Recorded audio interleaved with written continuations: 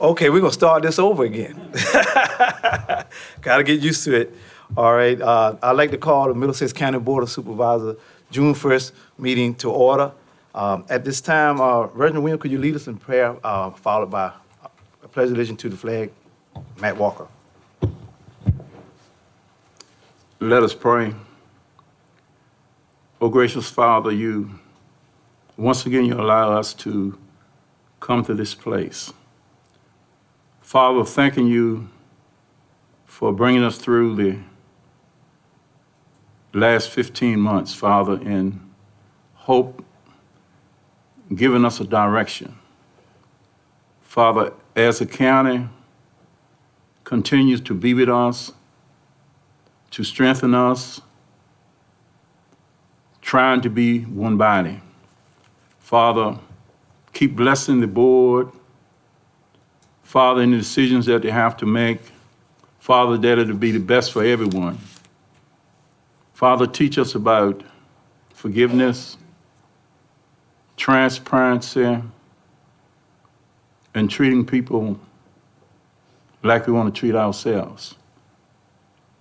Father, we just want to thank you for being God and being God all by yourself. Thank you for the choice and the choices we have to make in life. Father, we pray that the choices that we make will be in love and in mercy. This is our prayer. In Jesus' name we pray. Amen. Amen. Matt? Would all citizens of our nation rise and join me in the Pledge of Allegiance? I pledge allegiance to the flag of the United States of America and to the republic for which it stands, one nation, under God, indivisible, with liberty and justice for all. Thank you. Well, we'd like to welcome everyone. I mean, it's good to just see people out here instead of seeing them on the screen all the time and Zooming. So it's just good. It's just good to see people. I can tell you that and be connected. And also, Anne Marie, I don't know if everybody had met Anne Marie. She's our new assistant county administrator.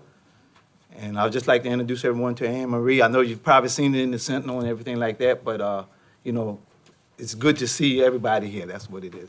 All right, at this time, do we have to approve the consent agenda, which is the meetings of the agenda meetings minutes of April the 29th and budget adoption, May the 4th, and regular meeting disbursement and payroll. Are there any corrections on the meeting agendas?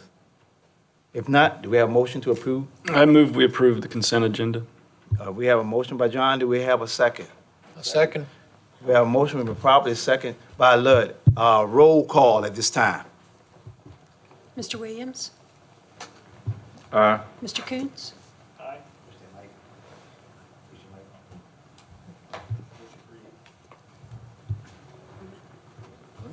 Wait, Aye. Mr. Kimbrough? Aye. Mr. Mansfield? Aye. And Mr. Jesse? Aye. Motion so carried. All right, this time we have public comment. Each speaker will be given his or her name and address for the records. Each speaker and individual will begin opportunity to speak, and all comments and remarks will be addressed to the Board of Supervisors and not the audience. All right, at this time, do we have anyone that would like to have a public comment at this time?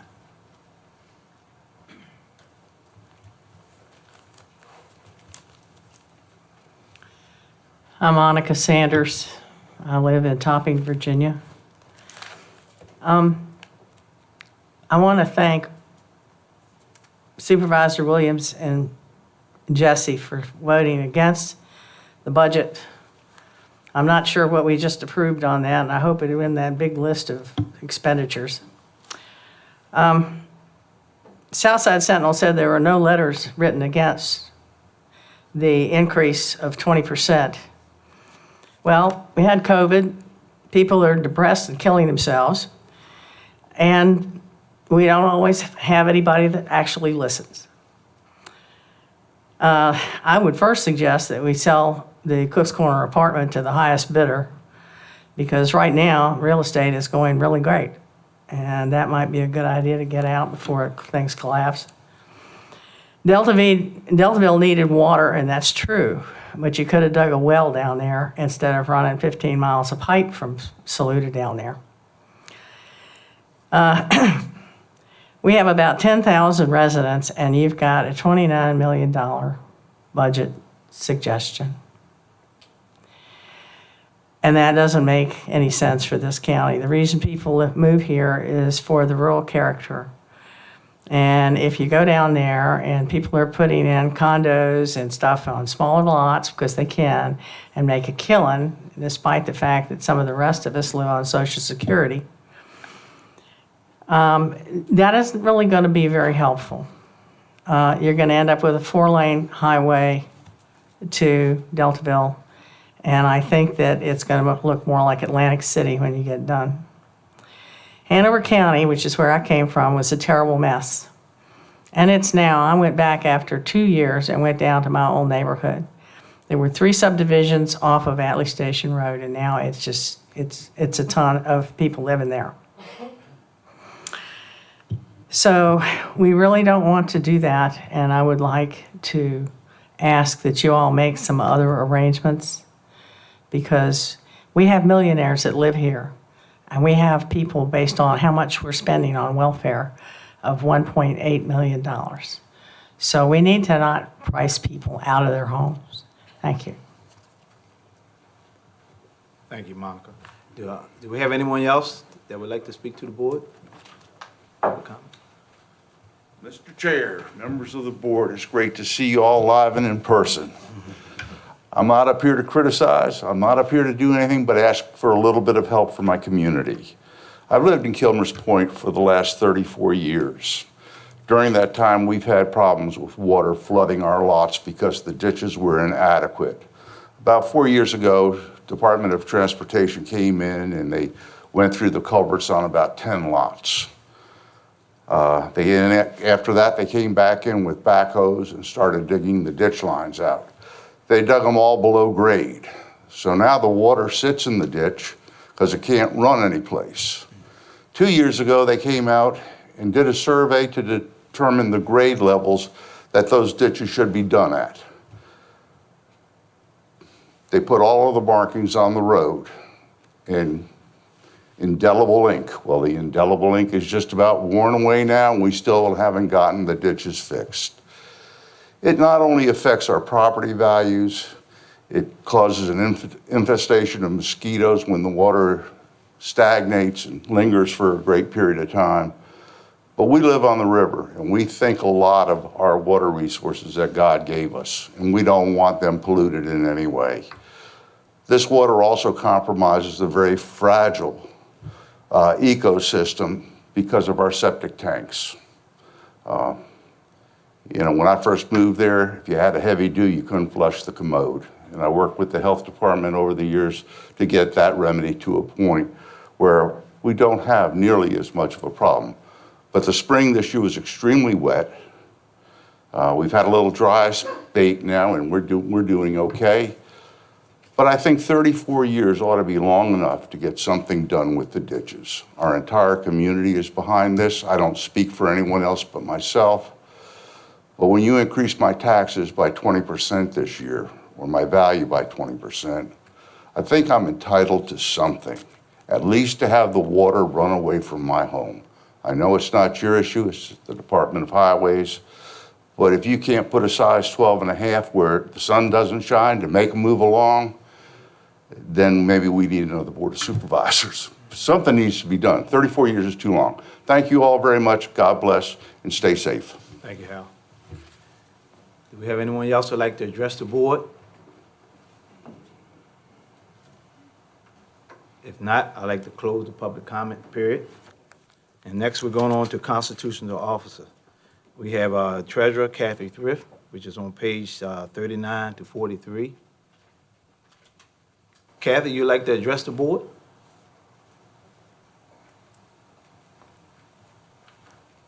I agree with everybody. It's good to see you other than on that computer. You have my report, and we are collecting 2021 real estate taxes, and we've had quite a mob this morning. So I picked up collections from one of the banks this morning. They had a good stack for us, so I think it's coming in very good. Anybody have any questions for Kathy? If not, thank you, Kathy. You're welcome. Next, we have the Commissioner of Revenue, May Diggs. Still see Burke on here. I get ready to call you Dave. Burke. Yes, sir, it's Diggs now. How are you all? Good. So my report is on page 44, I believe, Yes, page 44. and I welcome any questions. Anybody have any questions for Just May? one question, May. Business license tax in 2019 was 73%. It's a bit lower than this year or the year previous. Is that still something that you're collecting on, or is that number locked in at this point? No, that we're not still collecting on that. That is already been locked in. It is what it is, what was collected for those years, because it's based on the earned income Okay. at that time. So what would make it at 73%, whereas the previous year and the following year, it's in the mid-90s? Was there something in particular? That would, well, some of that would factor in the change in rate for the different businesses that the board adopted in 18, I believe, June of 18. I think so. Okay, thank you. Anybody have any more questions for May? If not, thank you, May. Okay, thank you.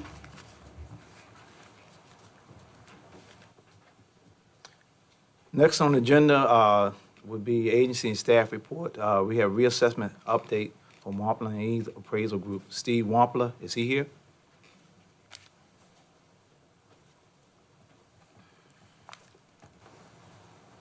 Chairman, board members, good to see you all again in person as well, county staff. We started here in about July, August of last 2020, and we've been making some progress. Our data entry, we're about 63% with the data entry. We're about 81% with the field work being completed. We are basically right now just working primarily in the Deltaville area.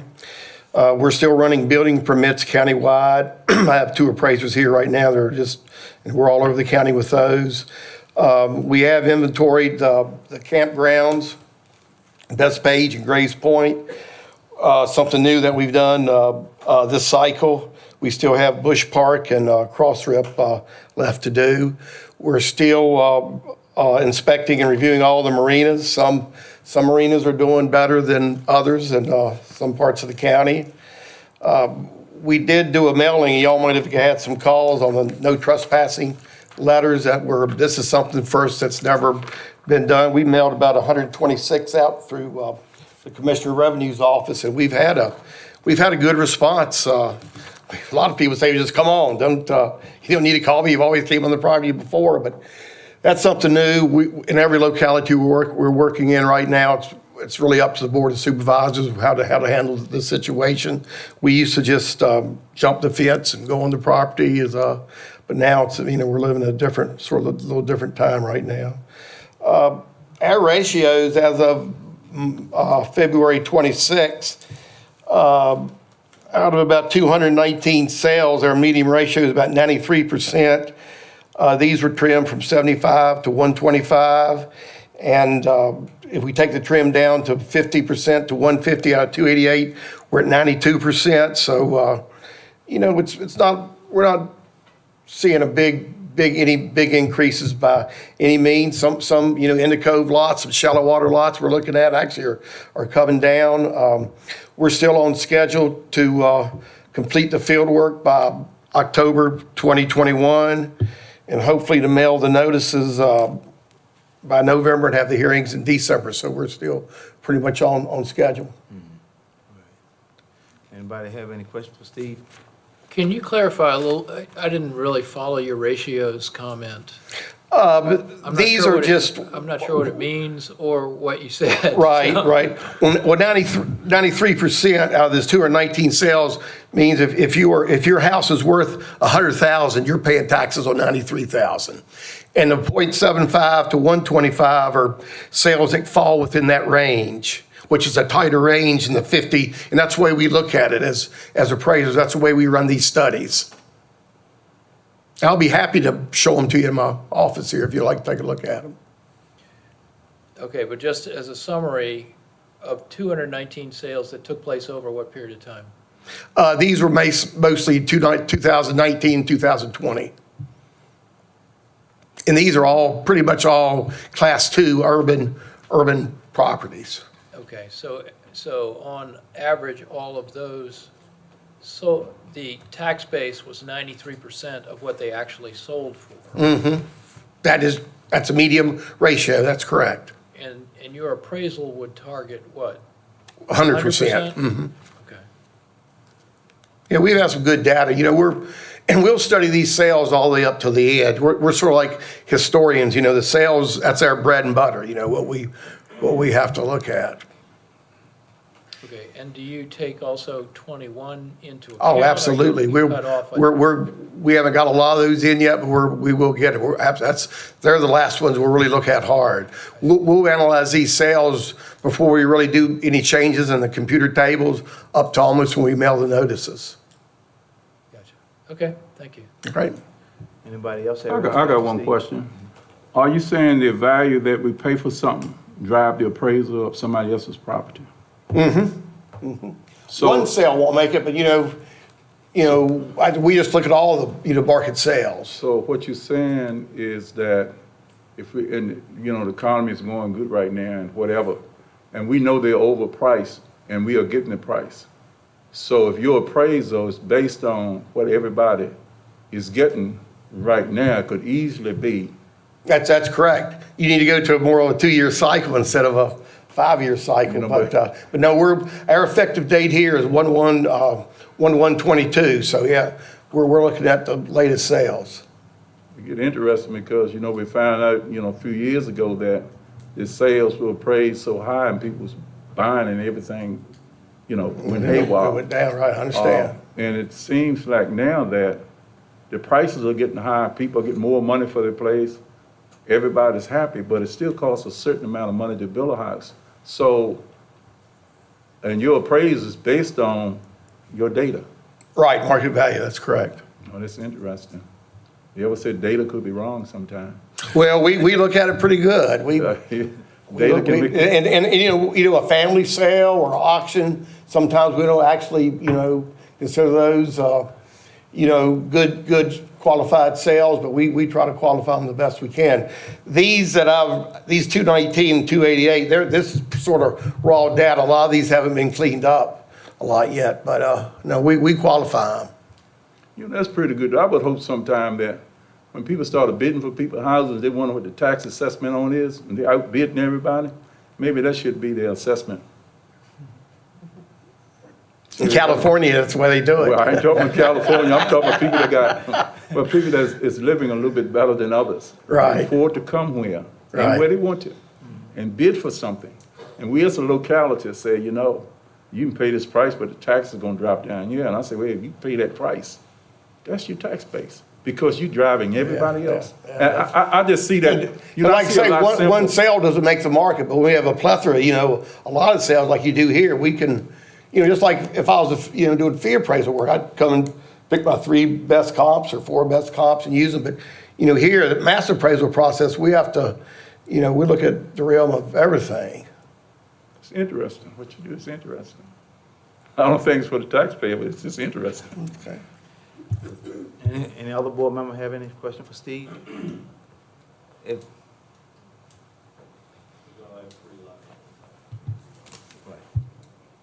Oh, that's what you. Yeah, Steve, I had a quick question. So if I heard you correctly, you've got about 62% of the data entered so far? 63. Mm-hmm. 63, and then after you receive the 2021 data, you're going to kind of go back through and comb all of that and make sure that's adjusted. When we receive the 2021 sales. Right. Right. Right. So that will be, even on the stuff that you have entered now, if you get revised sales data that affects, you'll go back and tweak Right, those to absolutely. reflect that. We Okay. look at all the sales. And just real quickly, we've got a few people with the community here with us tonight. Can you go over the process after you finish your work?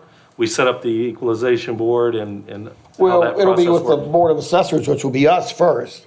And then board, I legally, I don't think they can be set till legally appointed to January 1, but each board member will pick out someone from their district on the Board of Equalization. So there's a process where if a taxpayer comes in and they feel that their assessment's either too high, or in some cases, we've actually had them suggest when they're too low, that's not as Right, often. that They can happens come a in and lot. talk to you first. Right, And and then they have go a- to the Board of Equalization and Circuit Court.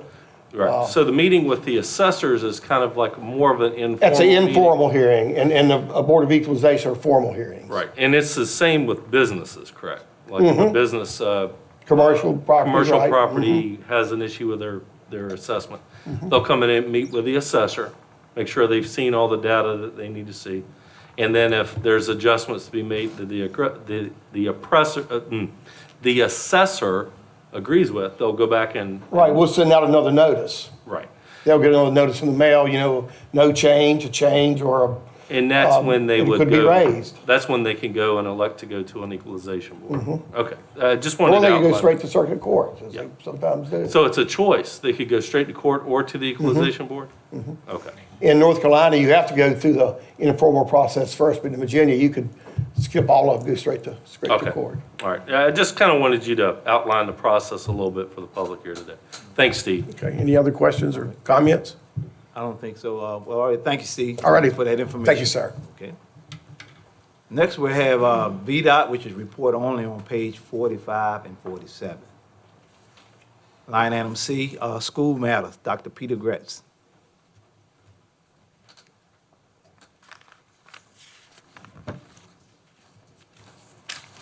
Thank you, Mr. Chair, and good afternoon, everybody. There's two budget requests, and I think they appear in this order in your packet. The first one would be 04, so I'll start with that one. This is taking money that previously would have been dedicated to supporting nutrition expenses, cafeteria expenses, and we're not going to need as much as we thought when we did the application for this CARES money because we're back in school full-time now. So we'd like to move that to support funding additional cleaning supplies that our vendor had to purchase on our behalf. We were able to leverage their ability to get things at cost, but we needed them. For example, we had kids eating in classrooms now where they weren't in the past. We're changing trash bags more. We had to buy more trash bags. We're going through hand sanitizer, things like that, paper towels. So supporting cleaning supplies and then also covering the service that supported the Wi-Fi that was part of to support the hotspots that we sent home with kids. Hope I've said that well. Do you have any questions for me about that? Any board members have any questions? Do you want me to do the next one? Yeah, We let's can do go- the next okay. one and we'll lump them together.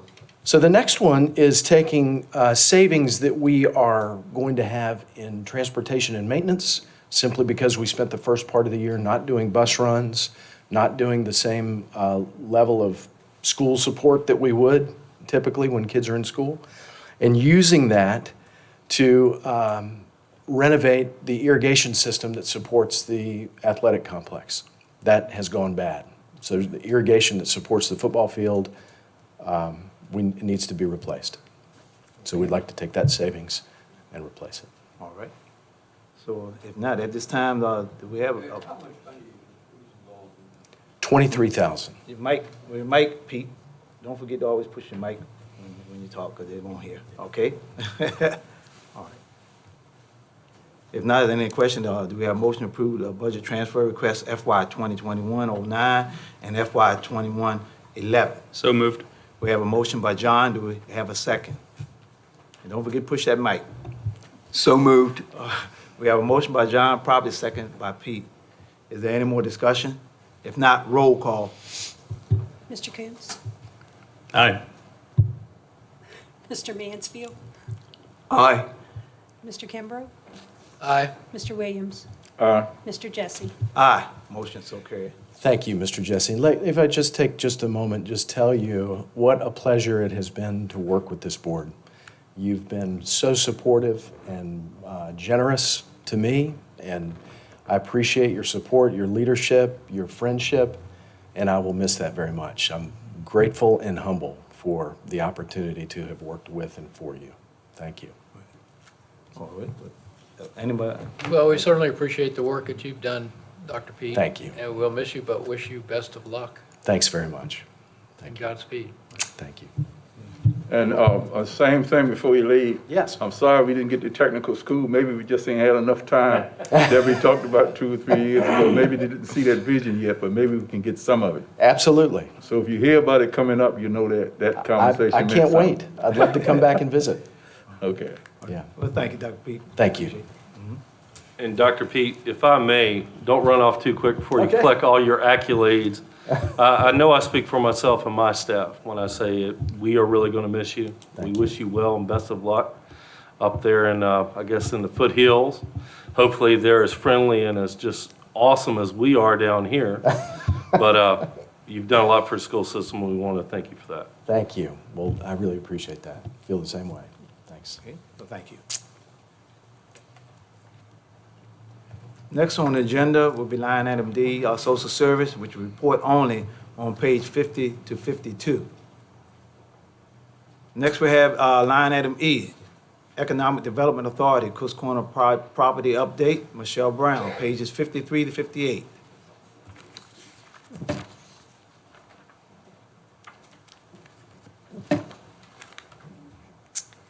Good afternoon. Good afternoon.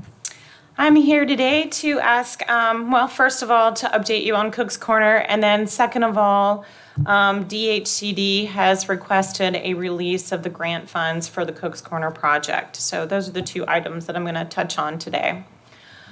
So first, the Cook's Corner update. The EDA has been searching since November for a new developer for the Cook's Corner RCE property to replace the brew pub that was planned. The Board of Supervisors has urged us to continue to look for someone able to use the 2 state grants, the Vibrant Communities grants of $1,250,000 and the Industrial Revitalization Grant of $480,000. We have attempted to do so. We've reached out to developers, retailers, some brew pubs, restaurants, that sorts of thing. And currently, especially with the COVID, we just have not been able to find any committed developers at this time. The Department of Housing and Community Development has requested withdrawal of both of the grants as of June 1st, today. And since the authority has the mandate to try to help the economic development of Middlesex County, it's our responsibility to try to get the RCE property back on the tax rolls and provide employment opportunities to the county residents. All of our planning and conversations since 2020 in November, the EDA has made it clear that the authority would not sell or lease the site to an entity that's not prepared to develop it. The EDA plans to keep the Board of Supervisors informed if a developer can be found.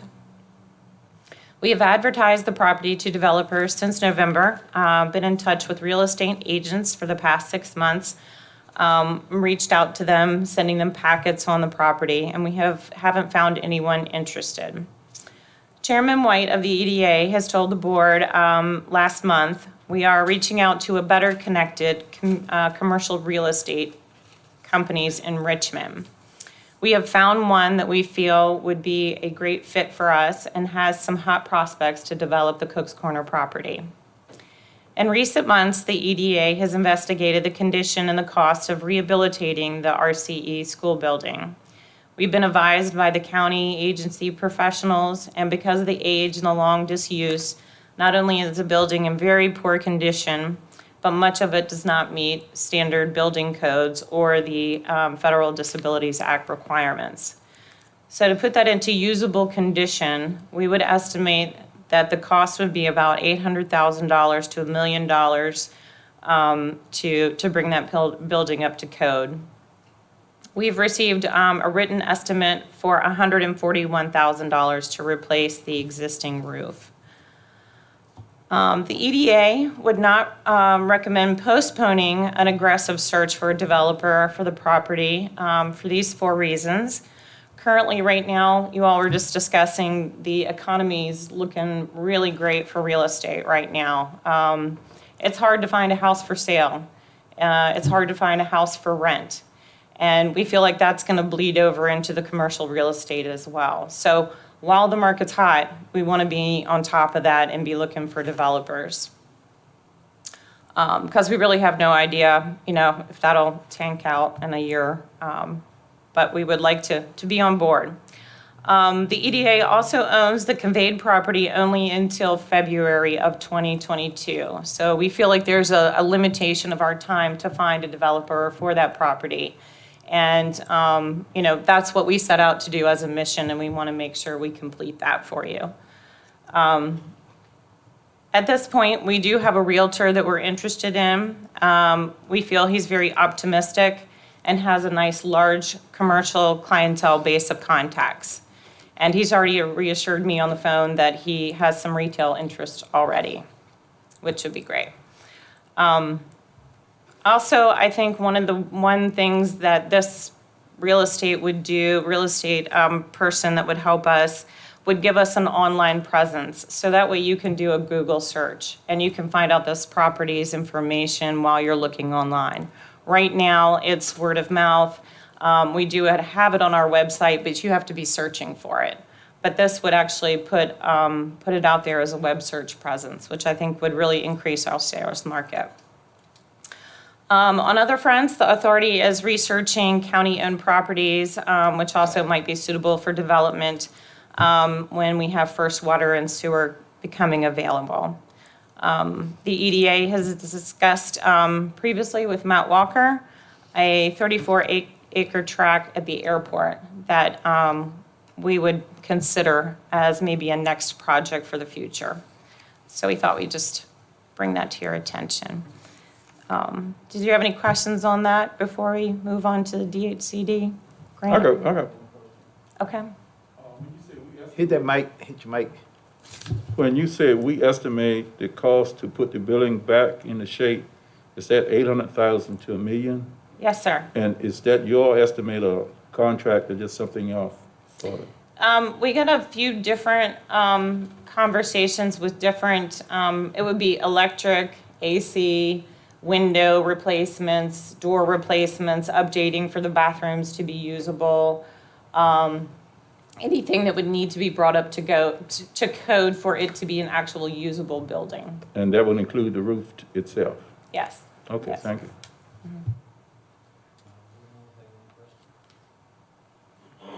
Okay. And in your packet, you have a copy. We kind of came in right at 3 o'clock. There was a letter from DHCD that was requesting the 2 grants be released of funds. They have been very generous with their time in allowing us to find a developer. We were awarded the grant back in 2018, and at this point, we feel like it would be a good thing to go ahead and revert that back to DHCD in the state. And they have reassured us that if we did find a developer and we wanted to reapply for grants, that they would not hold that against us as far as returning the funds. So I ask you today if Matt Walker can sign for the board to release those funds. The EDA also approved to go ahead and release the funds as well at their May 20th board meeting. All right. Well, we need a motion on that. Yeah, I would like a motion for that, Mr. Chairman. And just to add to that real quickly, I think the state's sincere and they really are sad that this project did not work out, and they are very anxious to work with us in the future for a new project.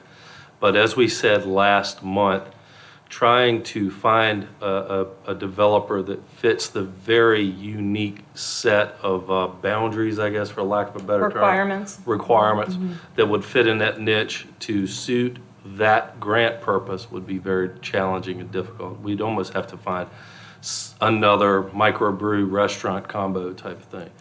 So it would be my recommendation that we act, I guess, what's the word I'm looking for? Proactively in returning those funds, as opposed to actually having the state demand them released, because they have other projects they want to fund throughout the state, and they have expressed a willingness to work with us in the future.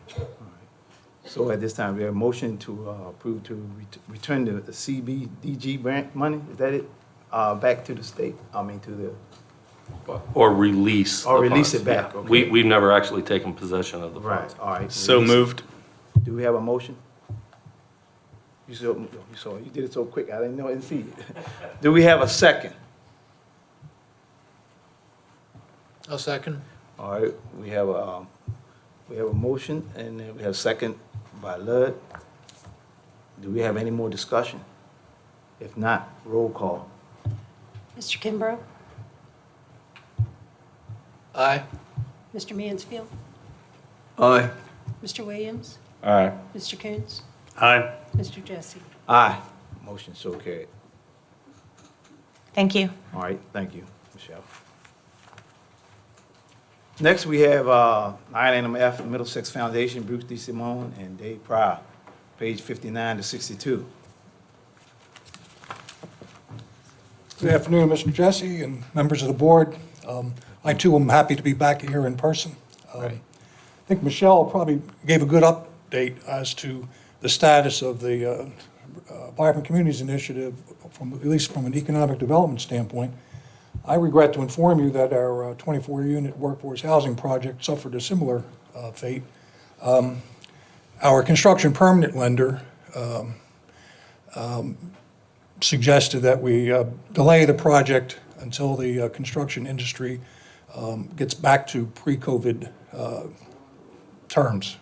Just the price increases as well as the availability of contractors and subcontractors has just really tested the market.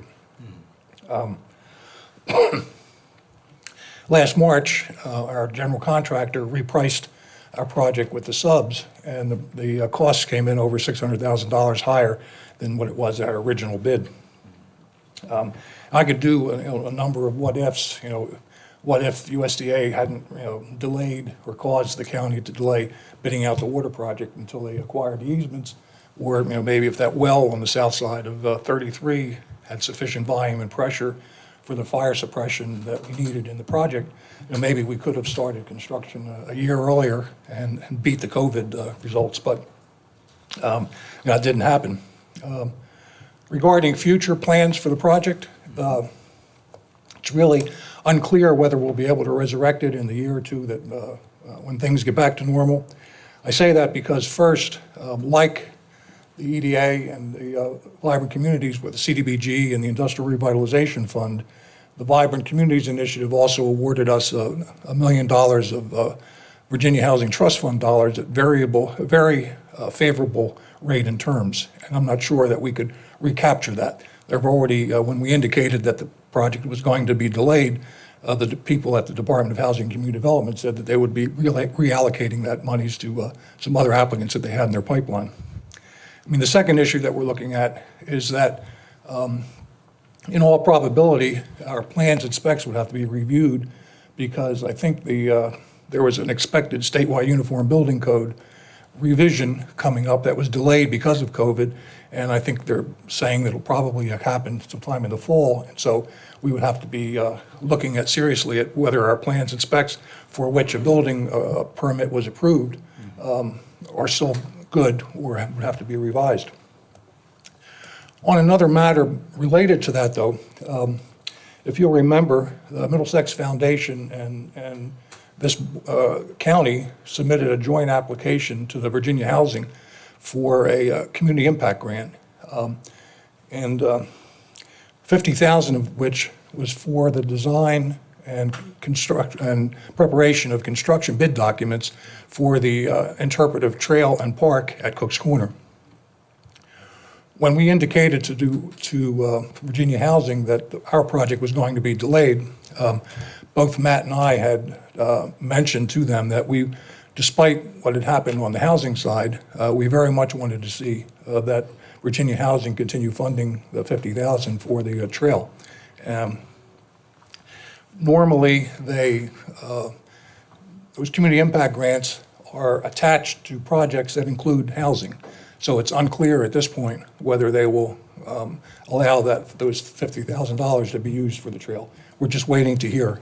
In fact, the contract officer that I've been dealing with up until now has been reassigned for some of the COVID mortgage relief, And so a new contract officer was assigned, and I think she's coming back from vacation today. So we hope to hear somewhat soon.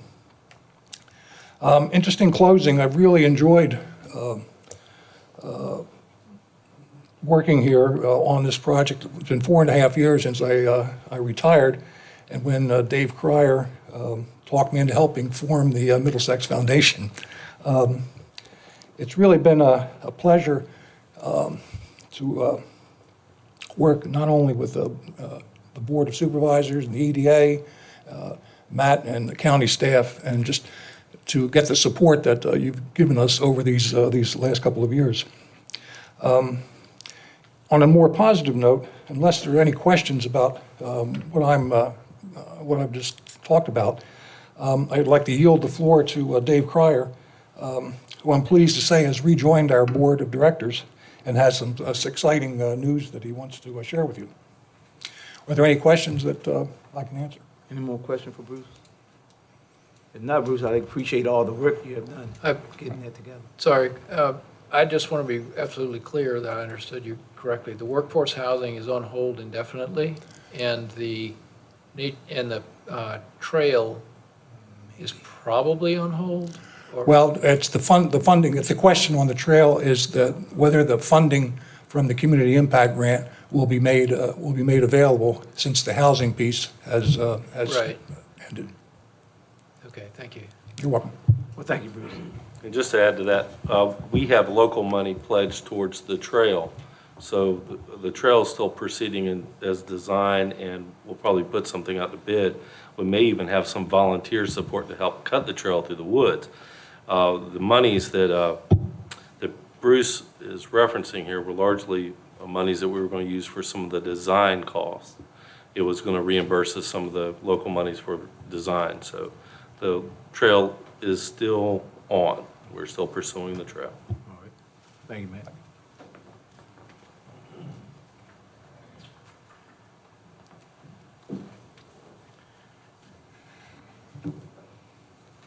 I pushed the ball and disappeared, and now it looks like they found me again. So what I am bringing to the school board and to you is, rather than just postpone and do nothing until something happens, a smaller project to, so I say, tide us over until we can get back to the big need for our teachers and county employees. In your packet, you saw just a couple quick mock-ups of a duplex. It's only 2 units instead of 24, but it would give us something we can do in the immediate time frame this year that will also keep the foundation in the present instead of going away for a while. As far as the financing of it goes, it should not be too difficult. One of the advantages, if there is such a thing, of the pandemic is the new CARES Act does have some funds together available possibly for those affected by COVID. And of course, all of us were. The foundation was devastated by it. I'm hoping we can access about 20% of the funds needed for this duplex program. I've also identified some private donors and money available, and between that and a favorable rate from a commercial bank, we should have no problem constructing this year. It would be on school board property. There are a couple other things to be addressed, but as I said, it would be a start, and it's definitely something that's needed, and would keep the foundation active until we can get back to the larger project. And I would like to see us get back to the larger project as soon as possible.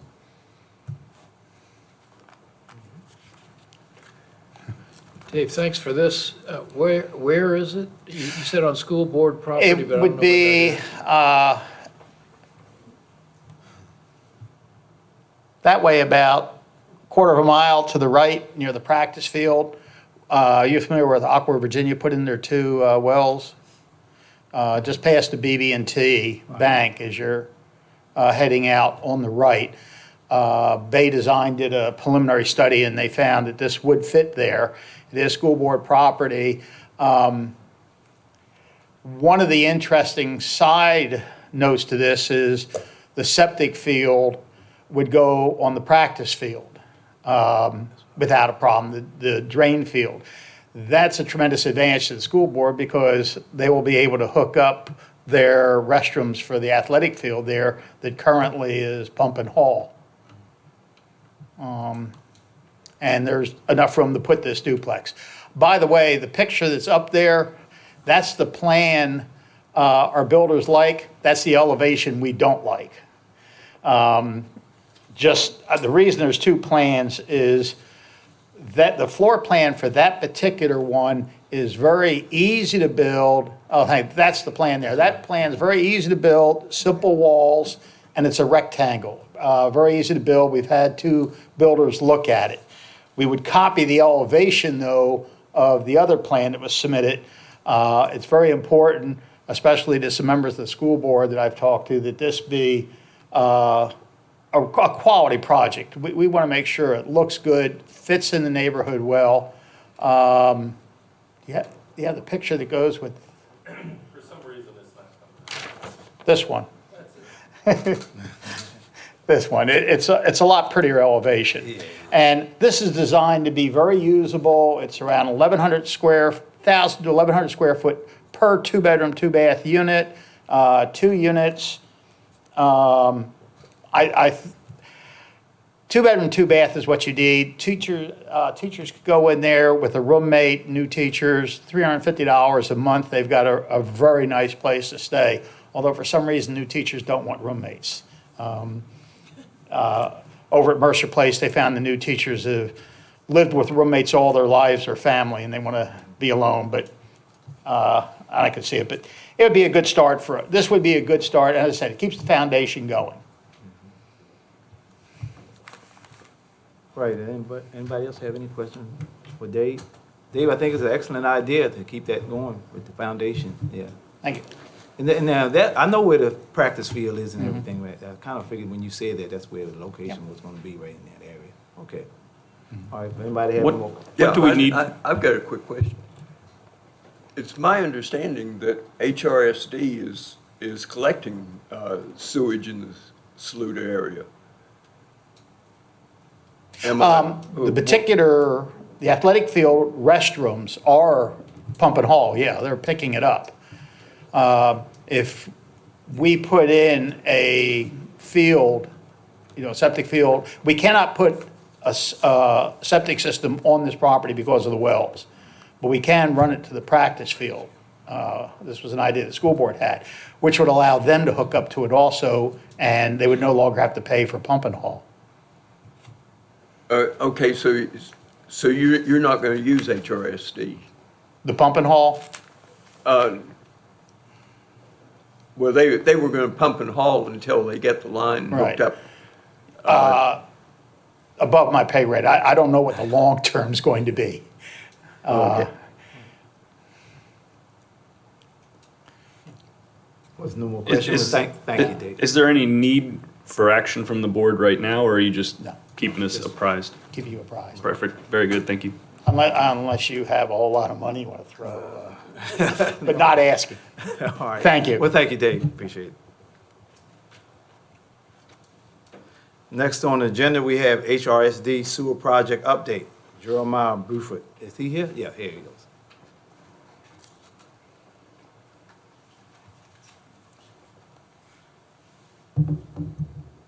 Chairman, committee members, I appreciate your time.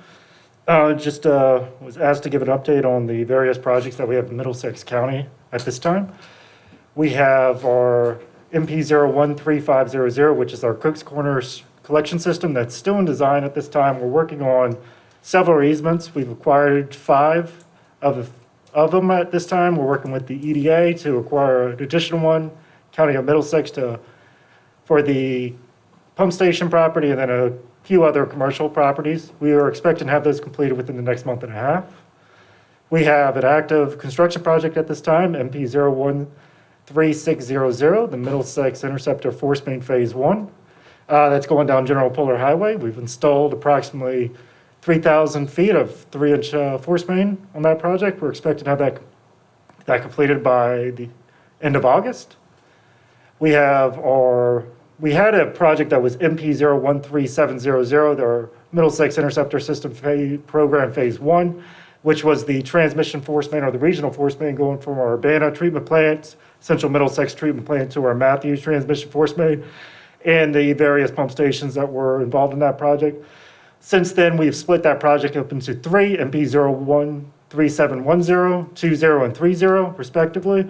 And those projects were to remove the 2 pump stations that are going to be HRSD and County of Middlesex funded together. So we wanted to keep the funding clean and understood what's being charged to Middlesex and HRSD. So the 2 projects are the Saluda pump station that's going right by the jail plant, or the jail, and then we have the Hartfield pump station that's going to be in the Hartfield service area. Those will be a combo collection system and storage tank type facilities. So we're going to be able to get the flow from Saluda to our Matthews transmission force main.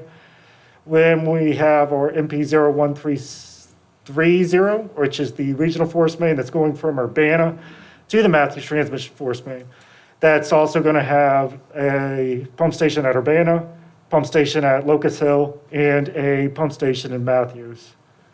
And then we have a MP014510, which is our Saluda pump station collection system. So that's just the collection system coming outside off of General Puller right out front. It's about 800 feet going towards School Street, going towards Gloucester Road, just a manhole across essentially. That's currently in PER right now. MP014410, which is our Hartfield County our Hartfield collection system, phase 1, that's going in the Hartfield service area. It's going to be a gravity sewer system going as close as we can to the YMCA, and then Ritter Road, I believe it's called, on Hartfield, our Regent. And then we have several projects that aren't active at this time, which is MP01500, which is the Saluda collection system, which is phase 2, phase 3 from the report that was provided about 2 years ago. MP014400, which is our collection system Hartfield, phase 2 and phase 3. And the reason that doesn't have one is because we separated those because both ones for Saluda and Hartfield were approved previously. Then we have our MP01410, which is the Christchurch collection system, not an active project at this time. Then we have our Interceptor Phase 3, which is our MP013800, which is going from the regional force main to Deltaville, and the regional force main going to Topping. The split point between those two is still being determined between HRSD and Middlesex. And then there's a project that's not listed here, which is the Kilmar Lane project. I didn't update this in time, I apologize, but that's the project that's going to go from the regional force main to the Kilmar Lane. These are just projects that aren't active, haven't been approved by the county, but we have them scheduled in our CIP for when they will be approved or if they do. And then there's 2 active projects that I know Middlesex has, which is the Topping service area and the Deltaville service area. And those 2 are in PERs, as I know. I have a question. I think you were here when the announcement was made about putting the housing unit in Cook's Corner on hold. Does that impact the 13500 Cook's Corner system at all? That doesn't impact us. It's less flow going into the station, but we haven't been directed to slow down, so we're planning on sending that out to bid as soon as we get the easements.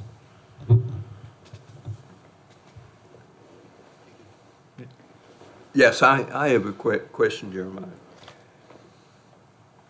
Right now, the Urbana treatment plant, which HRSD owns, is emptying sewage into Urbana Creek at twice what the state allows. You all are paying a fine, which I guess goes, I don't know where the hell it goes, but it doesn't help Urbana Creek any. Why aren't you working on getting that sewage out of the creek before you do anything else you've got a line going to Yorktown from Matthews. Why aren't you connecting that line and getting the sewage out of Urbana Creek? That's actually. Before you do anything else. That's the active project that we have right now, MP0130, which is the line going from the Urbana treatment plant to our Matthews transmission force main. And that's It's an active design project at this time. 2 or 3 years from now. We have it slated to be finished in 2025, at the latest. Right now, that's where we have. We're in constant, we're in design, we're planning on sending it out to bid beginning of early next year, and it's about a 2.5-year construction period with 3 pump stations and 17 miles of force main. In the meantime, you're going to put more sewage into Urbana Creek. I can't speak on that. But I understand your concern, and we are actively pursuing these projects. Well, I guess I'm asking, why isn't that your top priority? Before you do anything else, you take a sewage plant which is not in conformance, not even close to being in conformance, and getting that sewage out of our creek, before you do anything else, before you construct your 003 plan and that sort of thing. I'm not sure what other projects you're referring to, but these are currently active projects, and they're slated to be delivered as soon as we can. Well, if it's going to be 2025 before you get the sewage out of the creek, is that the fastest it can be done? We're working. If you worked on it, if you put a shovel in the ground tomorrow. No, we can't put a shovel on the ground tomorrow. We're still requiring easements for this project, all the way from Urbana to Twig Ferry Road to connect into the Matthews transmission force main. Those will obviously be top priority, and we're working with a consultant right now, and he has a sub-consultant working on acquiring easements. And then we're also working with VDOT on that project to make sure that the corridor is within their understanding, and we can work through them if we have to conduct any HDDs or any other open cuts throughout the General Fuller Highway to get this project done. But we're actively working these projects. I personally am actively working these projects. What is the holdup? Your work with VDOT, is that a problem? No, VDOT's been working with us. We're expecting to have a full approval within the next 2.5 months. We're expecting to have easements over the next 4 to 5 months, depending on the time length of negotiations. But our schedule is to complete design by the end of the year and then send it out to bid. There's currently no delay in this project schedule. But you'll have a line going from Cook's Corner to the To our Saluda treatment plant, yes. To that treatment plant at the jail, right? Yes, and we need that line to be active. If it goes inactive and there's no flow going from Cook's Corner, we still need that line to be present so we can decommission the treatment plant right behind us as well at the same time. Both treatment plants will be shut down during the Interceptor Phase 2 project.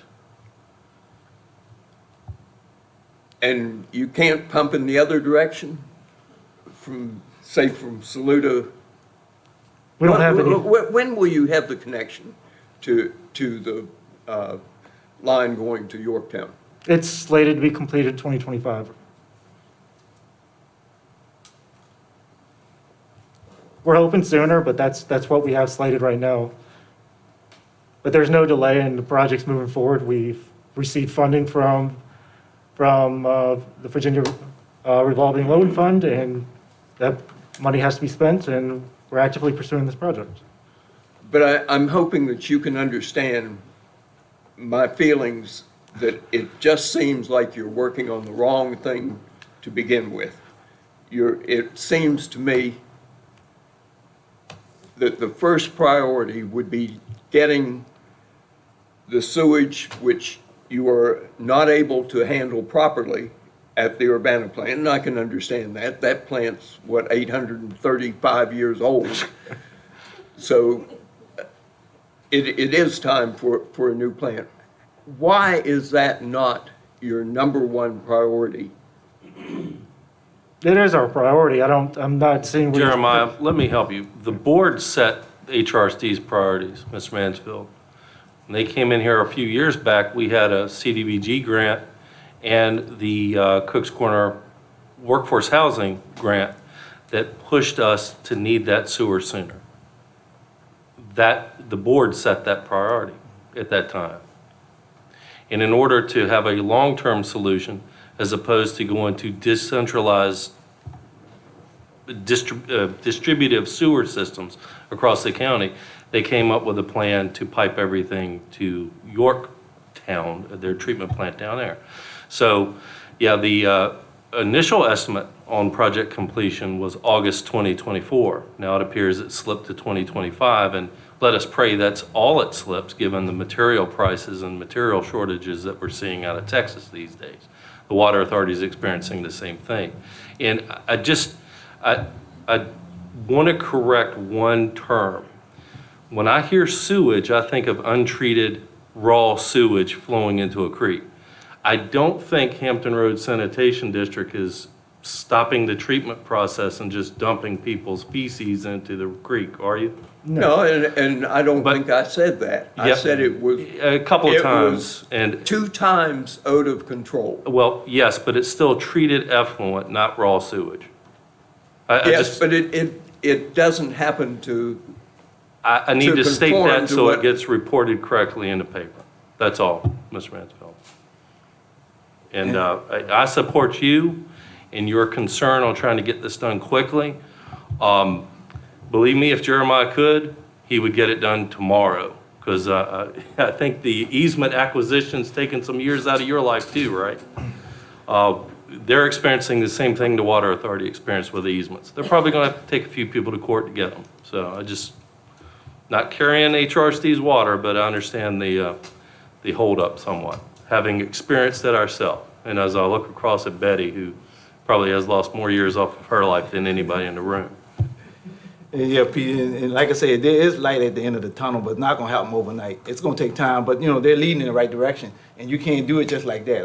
I know, they're paying credits and different things like that, but there is light at the end of the tunnel, and they're going in the right direction as fast as they can.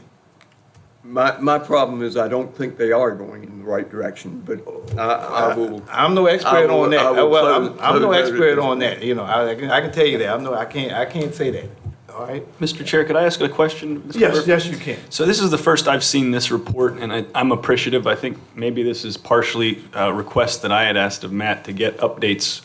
What would be really helpful if next to the orange boxes, you could just also add projected start and projected finish, so that if you're presenting this even remotely every month, we know if something is slipping or if it's just, we're right on track.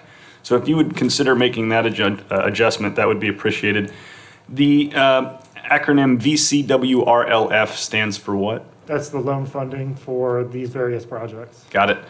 And then the other thing that might be helpful, not to add much burden hopefully, but for the projects that are force mains, if you could identify from where they go to where they go. Obviously the pump stations is a localized spot, but when we're communicating this to constituents and we want to talk to them about when is this coming, this would be a great resource if it had start and finish dates and the locations of the individual projects more clearly spelled out. But other than that, it was a very helpful update. Thank you. No problem. All right, anybody have any more questions for Jeremiah? If not, well, thank you, Jeremiah. Thank you for your time.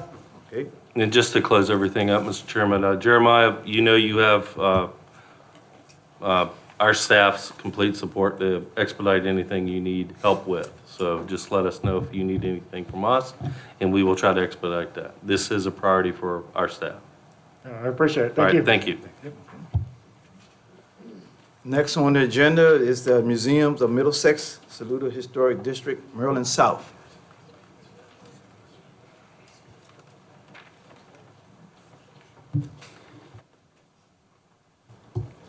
Thank you all. I'm Marilyn South, representing Museums of Middlesex as Executive Director of the Middlesex County Museum. And we appreciate that you supported us, excuse me, with our budget. If you could pull up Kevin, the slides with the signs. Matt. Okay, the top one. This would go on the clerk's office beside the now gray with burgundy trim on it. And we will discuss whether we make this one the gray with burgundy trim or leave it the color it is and take the burgundy and gray one and make that to match. They will match each other. So that's the clerk's office. Then we have the welcome sign in the triangle as you enter Saluda. The sign we have there is going to be, right now, that picture shows a PVC material. The current county sign is wood. So we want you to think about whether you want us to make it out of wood or the PVC. PVC lasts longer, but it is a different material.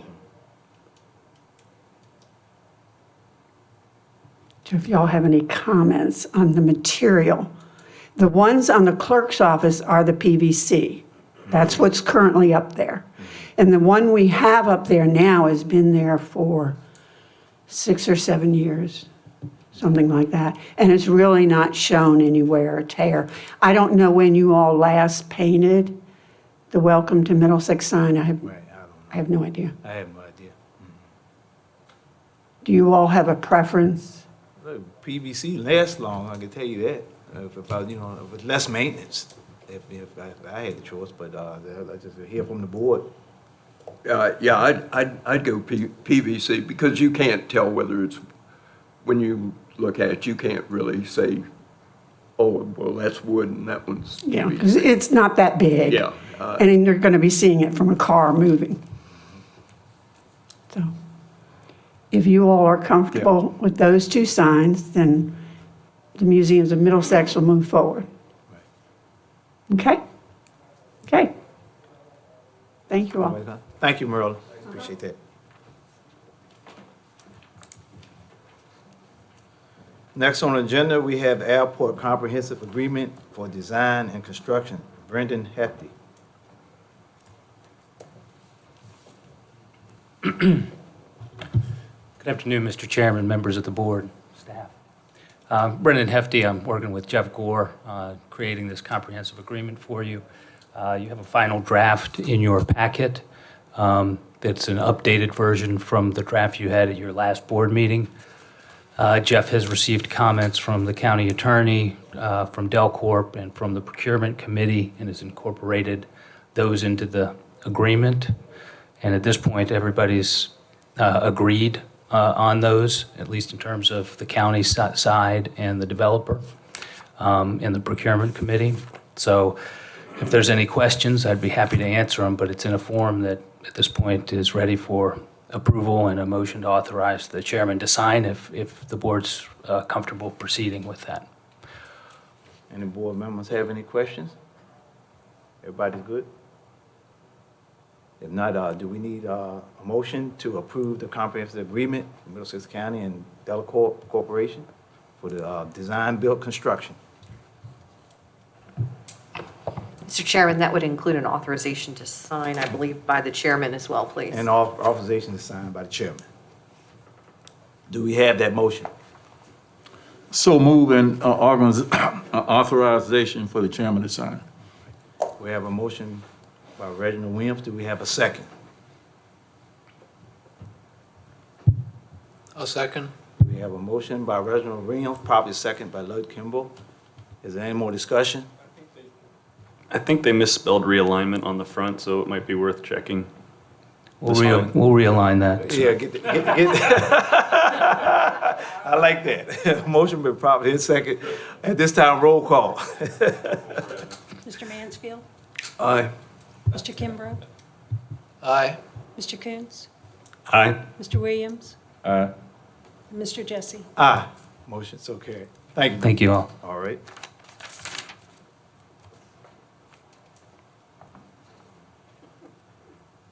All right, let's see. Okay, that was the airport. Okay, now we have regular agenda items at this time. Airport layout plan grant amendment, Betty Muncy. At your meeting in May, the board accepted a grant award from the Department of Aviation for the airport layout plan. The department made additional requirements that were not included in the original scope of work, and they have subsequently agreed to award additional funds to cover the cost of those plan requirements. This grant awards 80% of the original, or the additional $4,558 requested, or $3,566. So I would ask the board approve or accept this grant and authorize the chair to sign. All right. At this time, we have a motion to approve the grant, to have the chairman to sign. So moved. Have a motion by Second. Reggie, probably second by John. Any more discussion? If not, roll call. Mr. Williams? Aye. Mr. Coons? Aye. Mr. Kimbrough? Aye. And Mr. Mansfield? Aye. Okay, All right. we motion's keep okay. going? Yes, budget transfer request, Betty? Right, we have a budget transfer request to transfer $4,500 from our general properties repair line to the sports complex repair line for lightning damage that was done to one of the pole lighting wiring harness. We have a $5,000 deductible on property damage, so this came in just under that deductible. Right, okay. All right, do we have a motion for budget transfer request FY 2021-10? I move that we approve it. All right, we have a motion by John Coons. Do we have a Second. Second by Pete Mansfield. Motion been properly second. Roll call. Mr. Coons? Aye. Mr. Williams? Mr. Kimbrough? Aye. And Mr. Mansfield? Aye. Mr. Jesse? Aye. Motion so carried. Okay. We have Citizens appointment, yes. Okay. Applications have been received from several persons that are currently serving on boards and committees who wish to be reappointed. Those are Teresa Anderson, Melvin Beverly on the Planning Commission, Monica Sanders on the Wetlands Board, Gordon White on the Planning District Commission, and Mike Hurd on the VASAP, Tri-River ASAP Board. Additionally, Hilton Snow wishes to be appointed to the Keep Middlesex Beautiful Committee. We've also received one application for the Johnson Grass Committee from Mr. Sneed. So, I don't know if you want to wait on additional applications for the Johnson Grass Committee, but if you would take action to appoint the others at least. Well, I guess we can approve those today. Yeah, I Let's go ahead and approve those. I move that we appoint all of the above. Second. We have a motion by Pete, probably second by John. Any more discussion? If not, roll call. Mr. Mansfield? Aye. Mr. Williams? Aye. Mr. Coons? Aye. Mr. Kimbrough? Aye. And Mr. Jesse? Aye. Motion so carried. Thank you. All right, thank you, Betty. Next, we have the Stingray Point Contraband Sailors Day Proclamation. Best side of white.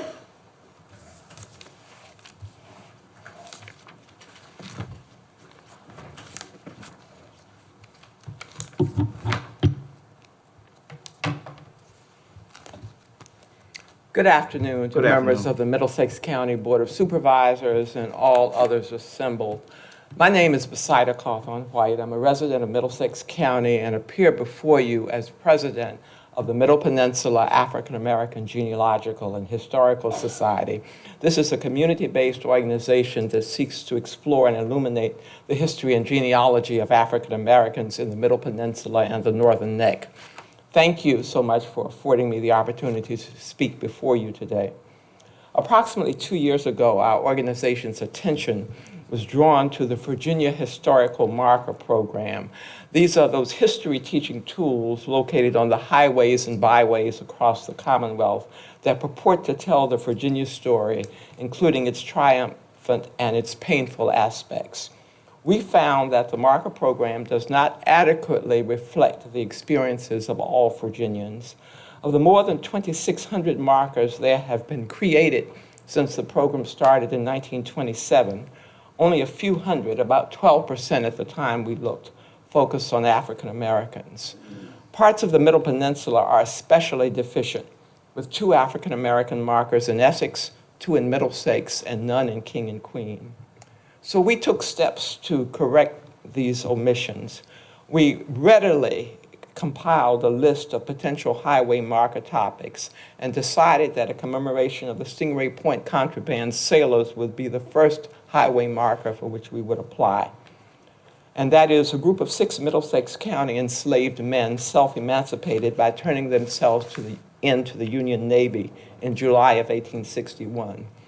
Our application process was greatly facilitated by the fact that David Taliaferro of Deltaville, whose great-grandfather, David Harris, was one of the Stingray Point sailors, had done most of the research, and we didn't have to start from scratch. Our application was readily approved by the Virginia Department of Historic Resources, and we are set to unveil the marker in Deltaville on July 17th.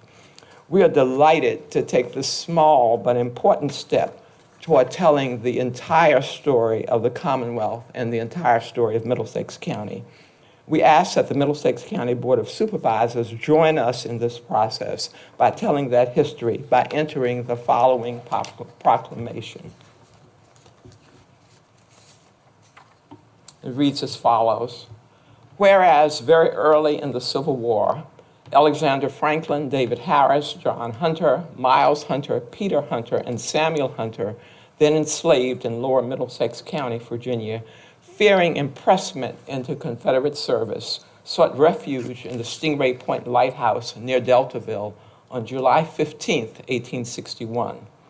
And whereas, knowing that Union ships were on blockade duty in the Chesapeake Bay, these men hailed the USS Mount Vernon on the bay near the entrance to the Rappahannock River and were taken aboard.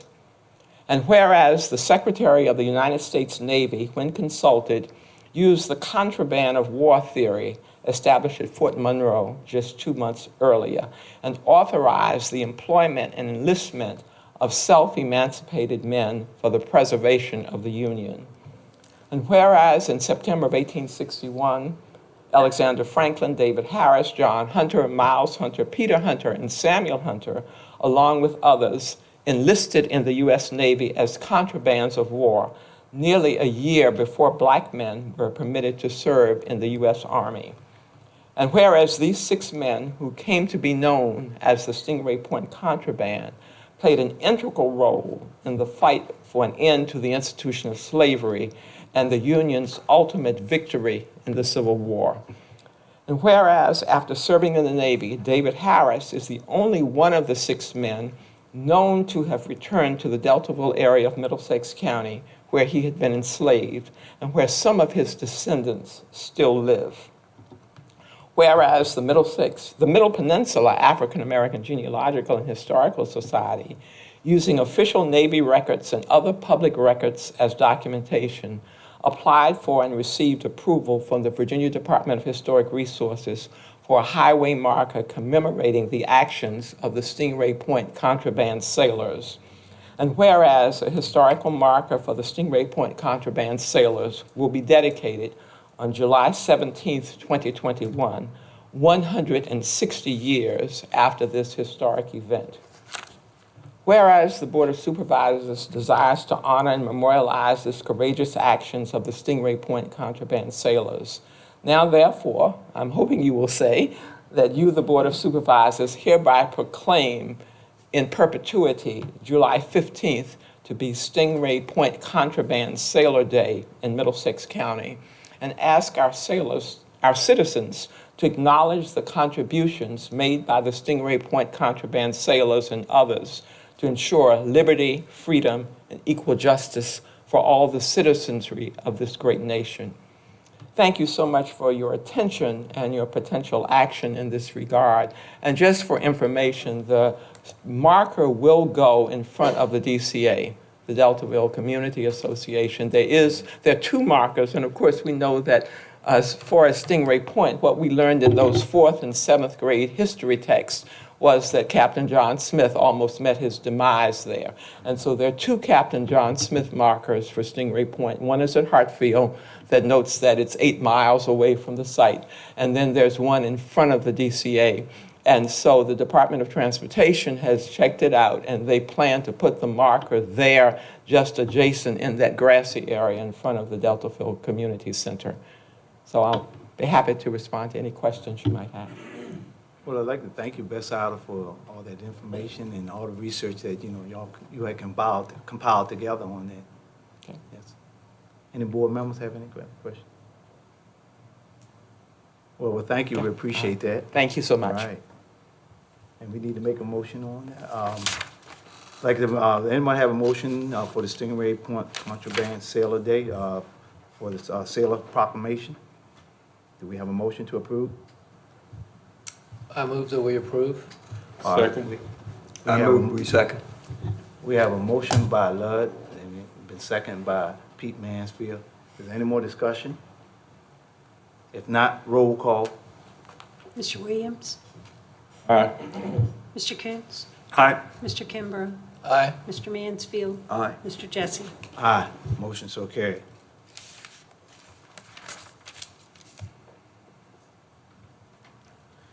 Next on the agenda would be the DGIF dredging agreement for Mill Creek. John Coons.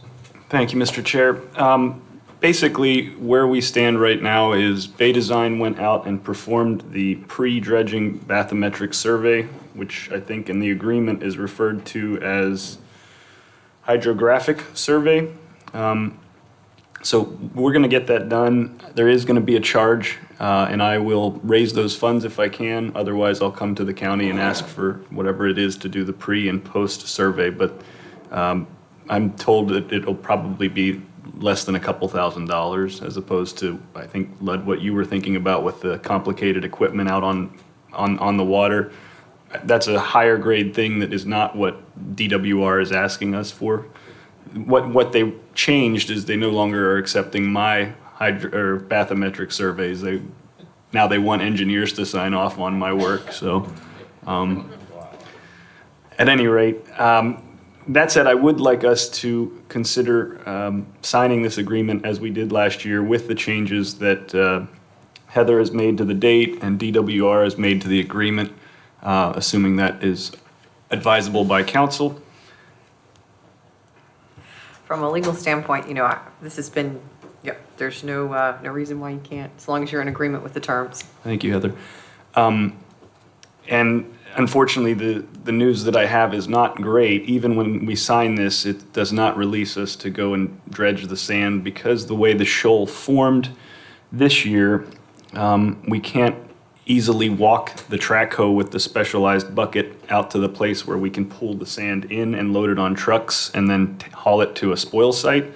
So the alternative plan we've discussed and have, I think DWR isn't completely signed off on it yet, but we were gonna walk the machine along the seawall and pull the sand out and then deposit that sand right there next to the seawall, put up a sand net and encourage the formation of a dune so that we could potentially be mitigating the sand that is coming over both by air and by the unnatural draining of the neighbor's pond that used to be tidal.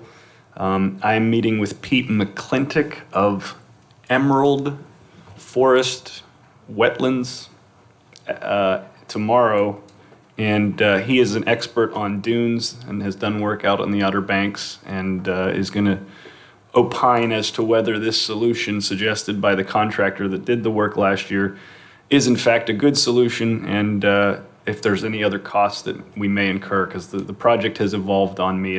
It's not the same thing that I was able to do last year.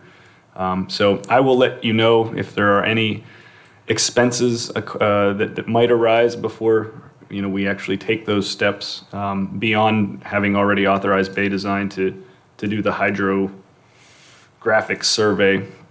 But yeah, if there's any other questions, I'd be happy to answer, but it may still be another 60 or 90 days till I can get sand out of the ramp, just because we may have to go through a whole new permitting approval because we're not hauling the sand off. Any board members have any questions? What's the deal? Have you heard about you get a tugboat, I don't know if I've heard it. The tugboat comes in, stirring it up, get it out of the way temporarily?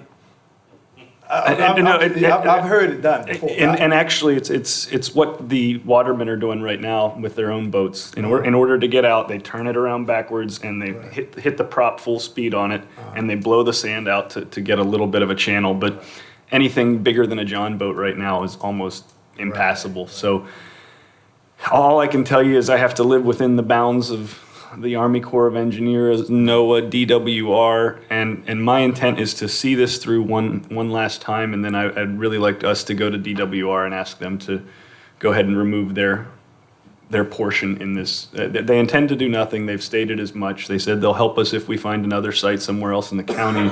I think once we get this sand out this time, we need to ask them to move along to other ramps and let us control this one, because they're not doing anything with it.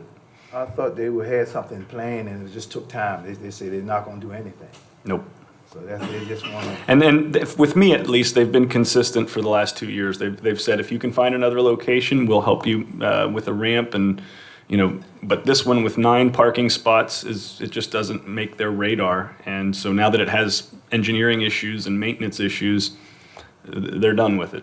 So I think we need to start the discussion as soon as we get this agreement and this sand removed.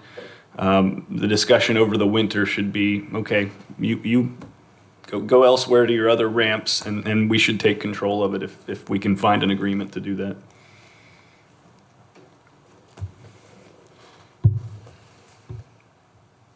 Any board member have any questions on this? I suppose we need a motion to authorize. Well, if you wanna make the motion. I'd like the support of somebody else making the motion so that I know that it's not just my pet project. I'll be glad to make that motion. Ready? Second. We have a motion by Pete, probably second by Reggie. Any more discussion? If not, roll call. Mr. Mansfield. Mr. Aye. Mansfield. Mr. Kimbrough. Aye. Mr. Williams. Aye. Mr. Koontz. Aye. And Mr. Jesse. Aye. Motion so carried. Board of Supervisor bylaw amendment, Heather Lewis. Yes, sir.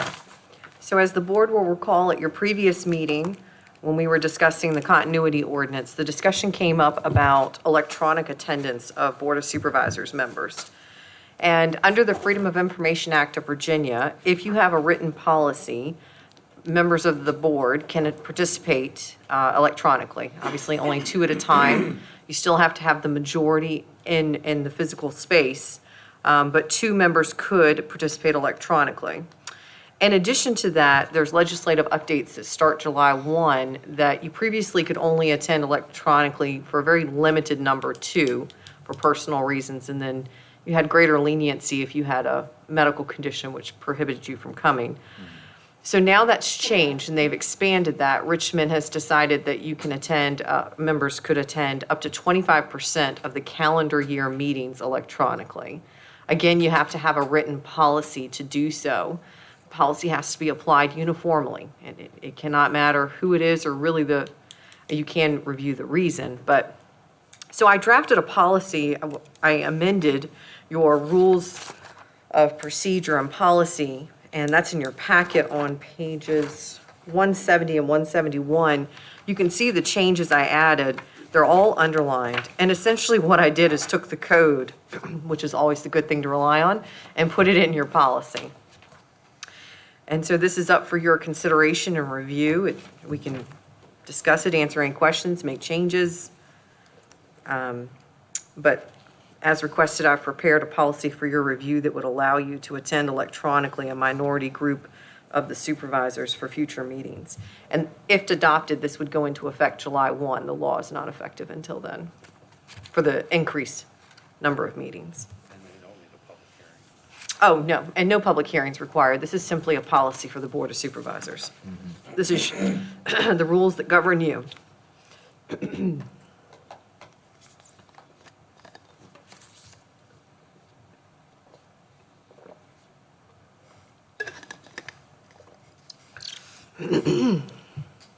So we need a motion to accept the policy change. I'll make that motion. Yes, sir. Second. We have a motion by Lud, probably second by John. Motion been probably second. Any more discussion? Roll call. Mr. Coons? Aye. Mr. Williams? Aye. Mr. Mansfield? Aye. Mr. Kimbrough? Aye. Mr. Jesse? Aye. Motion so carried.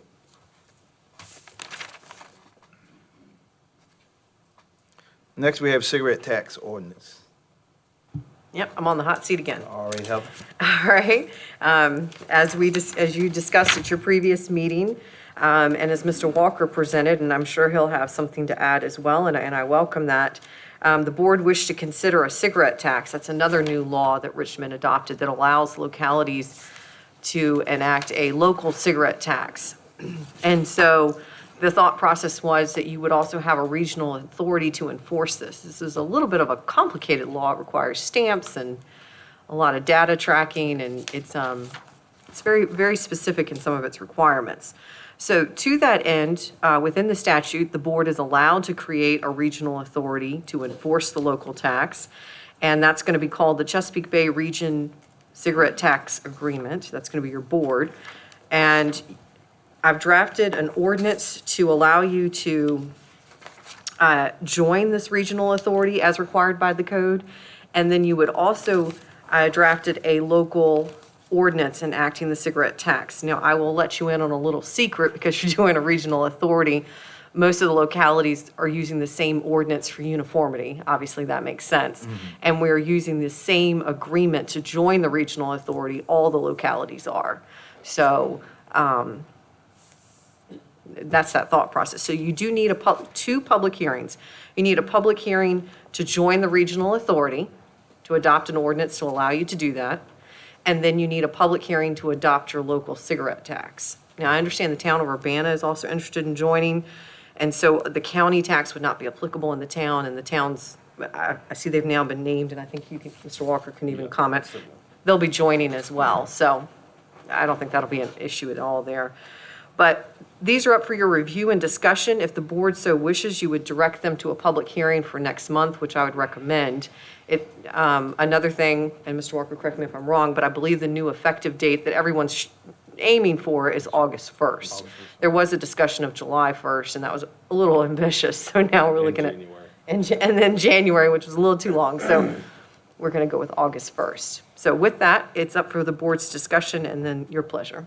And the only thing, Mr. Chairman, I would add is, I was floating the notion of making it effective January 1 under the belief that the regional board was going to need time to get up and running.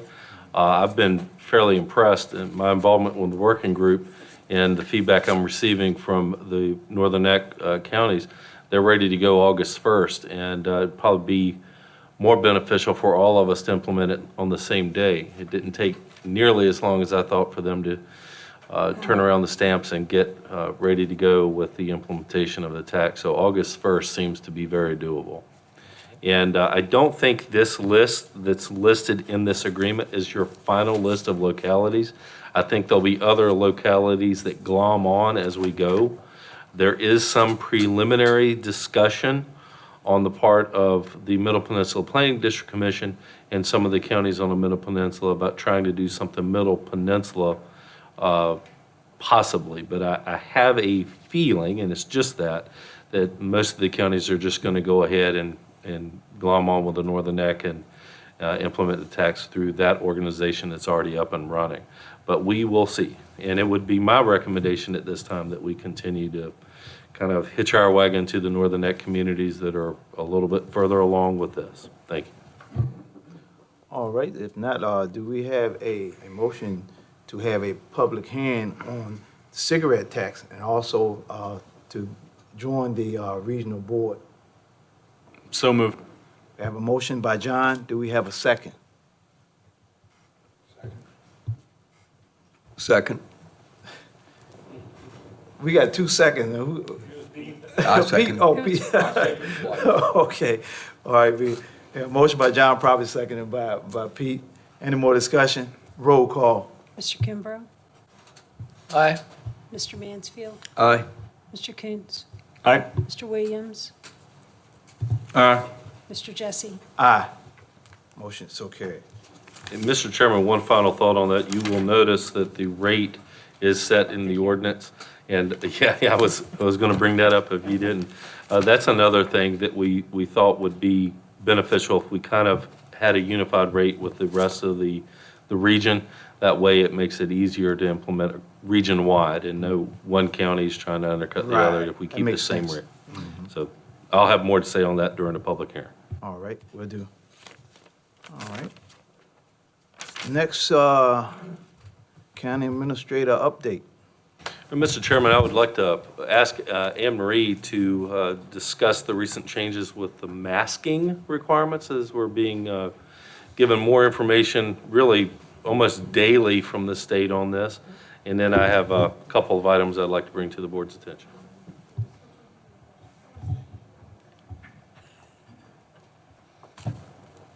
It's not much.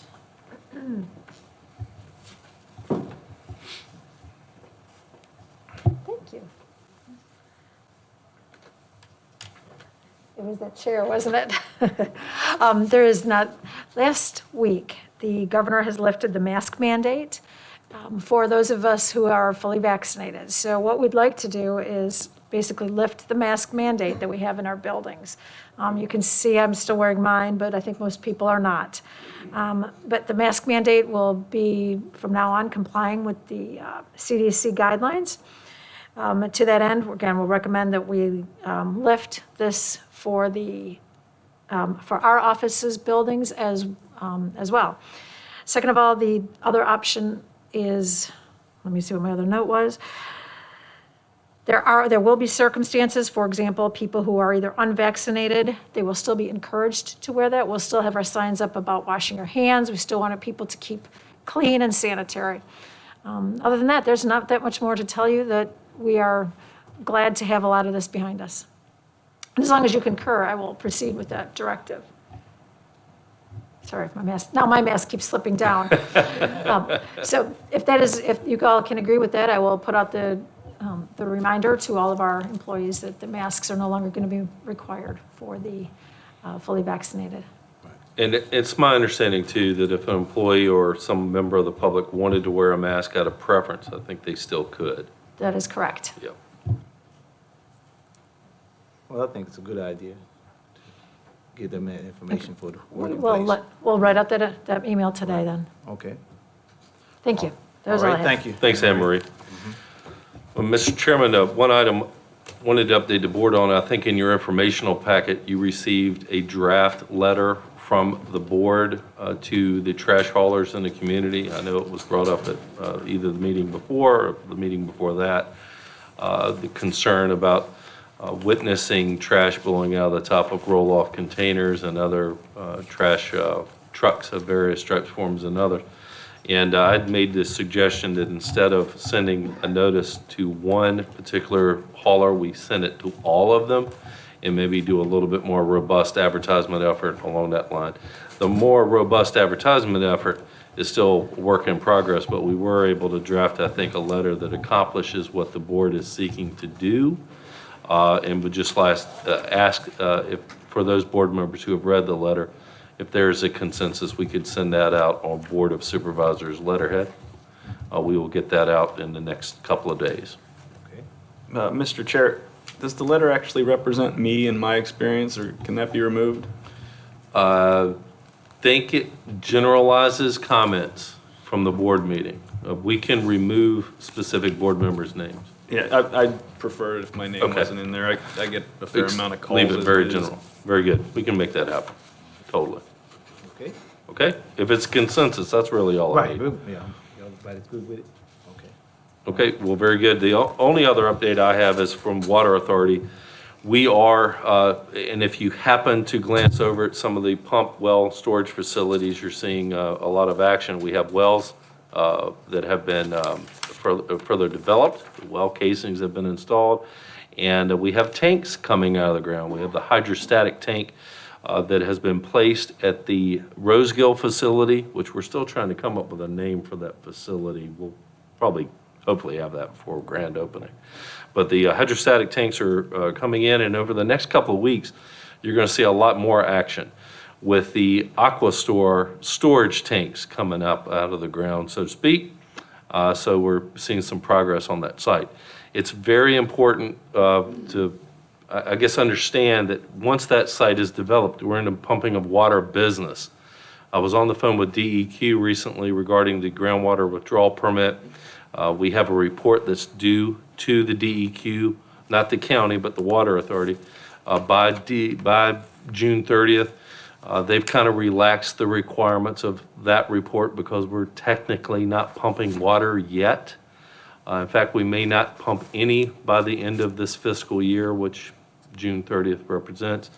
And that makes the report a little more than a paragraph email to DEQ. But as you see progress on these sites, and we are able to pump water, we are then enabled to help the contractor flood, supply the lines, test the lines, hyperchlorinate the lines, and then ultimately, once we get an operations permit, put those lines into service. This has triggered the Water Authority's next phase in soliciting for operators, support staff, maintenance staff of various stripes, forms, and the other. Those RFPs are due back on June the 11th. I believe we have those coming back on a Friday. Is that right, Betty? June 11th, I believe. And we've got some pretty good interest, some qualified individuals. We've done some background checks already on some of the individuals that are at least communicating with us, references, different communities they serve. And if they submit, I think we're confident we're going to have some pretty good staff helping us operate this system. And they are a welcome sight once we get them on board, because I can assure you there are two young ladies present that are pretty tired, and this old boy's getting a little tired too. So getting some help on board was probably timely and necessary. If you have any other questions, I'm here to answer. Right. Thank you, Matt. County Attorney update. I'm back again. All right, so we talked about it last month, and we might talk about it again for a couple more months. But the board recalls that it authorized the sale of 1.5 acres to Delaware Corp down at the airport. And the buyer is a very persistent person and wanted a quick turnaround, but there are some procedural matters with zoning and finalizing the documents. We were hoping to have it done. It just takes time. You have to do public hearings and different things. Anyway, I'm asking for a second amendment to the sales contract to make the closing date July 6th. I'll tell you now, you might see me again in July with a later date, but the buyer's just very persistent that we keep it every month. So I'm asking you to please authorize the amendment that would allow the closing date to be extended now to July 6th. Do we have a motion for that? So moved. Motion by John, do we have a second? Second. Second by Reggie. Motion by John, proper second by Reggie. Any more discussion? If not, roll call. Mr. Williams? Aye. Mr. Kimbrough? Aye. Mr. Coontz? Aye. Mr. Mansfield? Aye. Mr. Jesse? Aye. Motion so carried. Thank you so much. I will get that over to his attorney. And we are hopeful to make some good progress this month, but there's a couple things that will need to go through the Planning Commission that just take a little bit of time. That is it. I think Mr. Walker hit the nail on the head. I continue to work on the Water Authority project and the easements and some other things that are popping up, but answer any questions that you might have. All right, thank you, Heather. What is this, the FY '22 budget appropriation resolution? Yes, Mr. Chairman, you have in your packet the appropriation resolution for fiscal year '22. I'd like to point out a couple of key items in the appropriation on page 214. It's a now be it further resolved section that deals with the school board budget. There's a couple of numbers that are slightly different than what you saw at the public hearing that do not affect our local contributions to the schools. They are actually the reverse of that, because the board voted for the cost of living increase and the budget as presented that also allowed the school to leverage more money from the state. And you'll see the state number is slightly higher than what you may remember from the public hearing, and that's because we adopted the provision or the local funding that allowed them to facilitate or leverage more money from the state. So as opposed to the number in the public hearing, which I do not have, believe it or not, here tonight, they are looking to be able to leverage $6,098,133 from the state, whereas before I think it was in the $5 million range. And that's largely the $147,000 I think Dr. Pete mentioned during the budget process that they would be able to get if they could justify the 5% increase. That's probably a little unclear, but the appropriation resolution has the numbers the school board, or not the school board, but the school finance staff put in with that additional funding from the county already approved. The other number that's slightly different is there are other sources of local funding. They had a $197,000 number when we prepared the appropriation. The latest number on other local funds, which are such things as tuition that they charge out of county students and other various fees I think they charge students. That number is up to $212,000. So with those two notations, I present to you your appropriation for the FY22 budget. All right, we have a motion for that. I move that we adopt the FY22 budget appropriation resolution. All right, we have a motion by John. Do we have a second? A second? Second by Lud. We have a motion by John, probably second by Lud. Any more discussion? If not, roll call.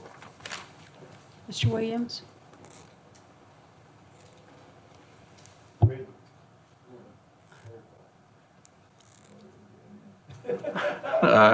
You're really improving now, you know. Mr. Coons?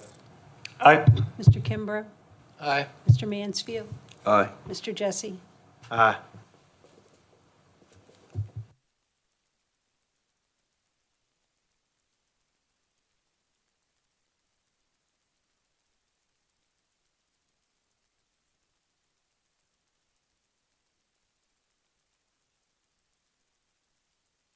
Yeah, now these mics, I tell you, I gotta get used to this. All right, at this time, we have unfinished and new business, unfinished business. All right, new business. All right, okay. Next matter presented to the board. I guess I'll start to my left. Pete, you got any matters to the board? Any meeting? No. Lud? I just want to make everybody aware that after last year's hiatus, the Deltaville 5K, which benefits the DCA, which is with its fundraising and contributions, maintains the Deltaville ballpark, tennis courts, meeting facility, playground, and something else. I can't remember everything they do. Right. But this is the largest fundraiser for the DCA, and so the 5K is on. Great. Sign up is online, dvl5k.com, and I encourage all citizens to sign up and run, walk, or just show up for the Deltaville 5K, and I will be asking you if you would come and play some music for the event, as you have before. I thought you were going to ask him to run. It's July the 3rd, July 3rd. 7 o'clock in the morning. So everybody will stay cool and get home for the 4th of July. That's a Saturday. All right, 5K. Thank you very much, everybody. All right. John? Well, I'll run the Deltaville 5K if Lud will. Can you make a relay race out of it? I could probably do two, Ken. Are we talking about the sheriff at this point, or? No, we No. took care, it's all been taken care of. Okay. Okay. Okay. Reggie? You know, I've been working on, some of y'all know I've been working on it with Jill Schools out of Richmond and Charlie Pope III. I was looking at my text a few minutes ago, And he said he's looking forward to like a tour. This will be the second tour Friday, and he'll give me a time to that he'll want the tour. So some of you an update, Jill Schools out of Richmond, they have about 100 students in it. And they've been looking at this area now for the last 2 or 3 years. And it seemed like it got on the back burner. And the buildings that we are looking at are gonna be the Puller Center, the cafeteria, the kid building, and old Sinclair Walker. They're gonna come down Friday. And Charlie himself, I call him Charlie, he's executive manager director. And Friday's coming down with somebody that's higher up than him. So if we can, I'm gonna use lock down a location, or area to do, then I told him that we're gonna make it happen as a board of supervisors and as a county. You know, so hopefully that we can get this project. It will be bringing good jobs to it, because dealing schools have good paying jobs. And it'd be a very positive thing for, I feel, for Middlesex County. And once again, it might not happen, but at least we're on the radar right now. And I'm telling them that this is the best place for it. And I'm saying there's no buildings that is out of their reach. And I have done some research on it, and I don't see none of the 3 buildings that are out of reach. You know, it's all about the numbers, which I've been checking with real estate if he wanted to lease or whatever.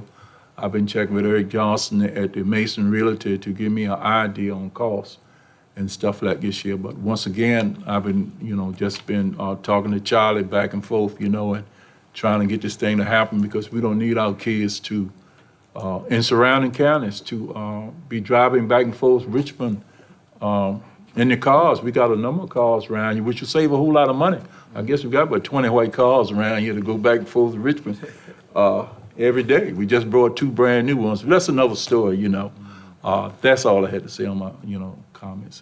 I feel it's a good thing if we can make it happen. And I'm saying that I've checked to relationships with the buildings. One of them, the county owns the Puller Center. Okay, no problem. We got the cafeteria as well as the kid building. That interested. And I said, just like I said to them, I said, with Sinclair Walker, I said, it's off hands. But then I started doing a little, putting a little stuff out there saying, what if the price is right? So it's all about negotiation and stuff like this. Hopefully that we as a board of supervisors and as a county can make this thing go. But I don't know where it's gonna go yet. Something like John on the judge, he's saying keep coming back in. He said, give me 1 more year. All right. And we did Zoom the PDC meeting, and the Core Creeks, they're gonna start funding Core Creeks again. Yep. At one time, they're gonna start funding that again. And we'll get more information about that, but they're gonna start funding those again, because one time they stopped funding them, and now they're gonna fund the Core Creeks. And also, there was some grant money for our fishermen, and Louis and them are looking at it. They call these small houses, and what it is it's gonna be for your watermen. I think it's $1 million grant, and each county in the region, if they have some land or somewhere that can put these little small houses, is designed for your fishermen. And there's a certain, you remember, Reggie? Yeah, I remember a little bit more about it. I meant Right. I meant to call Louis again today, because they're small housing, and they are these rail cars that they put them together, rail cars. They're box cars, and they put them together, and they will offer them in different areas. And what I told them about the thing is, I said, we got cul-de-sacs, and we have trailer parks. I said, now, and they got guidelines to go by, all of them. You got something in them, you got colors, you got to paint your shutters, doors, all this kind of stuff. Trailer parks, we kind of like let that slip through our eyes because we didn't color code them. I asked Louis, I said, if something like this and somebody had land to put them on, because a lot of I've been calls because people don't want this by their house. I have people that call me on the water. I've been to their house and look at them. It would say so-and-so got the thing next door, and I wouldn't want this to happen. So what I was saying, and I haven't talked to Louis again because the state got money. They got money for these things. And if y'all Google them, you can look at them, not saying it's gonna go anywhere, but you can, you go Google them and look at them, these type of homes. And I was saying if you could put them all in one place, like all through Middlesex, or most recently now, we got at Bob's Hopes Road, we got a low-income housing. I think we got 7 or 8 houses, but that is in one setting. So if we look at things in one setting, we won't get as, complaints if we can put in a setting. So I just throw that out there, and we was talking about low income and mid income, because we talking about 4 bedrooms, 2 bathrooms, a roof, nice, some of them look right nice, but it's up to us to decide if anything come about, but it's money out there for that, as well as some money for dredging too, if we can ever catch over that. But I think that's about it, Wayne. Yeah. All right. And I guess that's it for the matters presented by the board. Next, we have public comment. I'd like to open public comment period at this time. Each speaker will give his or her name and address for the record. Each speaker or individual will be given opportunity to speak, and all remarks will be addressed to the Board of Supervisors. At this time, public comment is open. Have anybody from the public comment would like to say a message or anything? If not, I'd like to close the public comment period. And do we have a motion to adjourn? So moved. Motion by John. Do we have a second? Second. Second by Pete. Motion was probably second by John, and then second by Pete. Roll call. Mr. Mansfield? Aye. Mr. Kimbrough? Aye. Mr. Coons? Aye. Mr. Williams? Aye. Mr. Jesse?